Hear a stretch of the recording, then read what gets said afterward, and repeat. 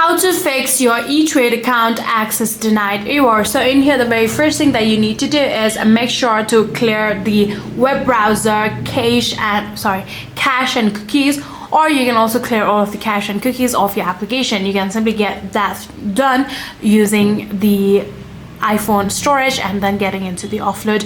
You know that process, right? So if you want to like clear all of the cache of your website, then you can get into the Safari settings and then simply clear all of the cookies and cache from there too. So like that, simply do that and make sure to obviously like clear off the cache of both a website if you're using website, then app if you're using the application. So after doing that, if it's still not working, then what I recommend you guys do is simply on the login page, tap on the option need more help logging on, and then from there you can go along with the process of how you'll be able to, you know, select exact what your problem is and go through that process. So after doing all of this, if it's still not working, then lastly what I recommend you guys do is simply call their customer service. You can actually get their number simply going through their website. If you scroll down all the way down here, you'll be able to get their number right here. All you need to do is simply call them, contact them, and tell them like, of course, first we'll confirm if an administrative or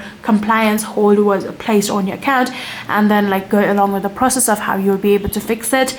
And yeah, I'm pretty sure they will be able to help you.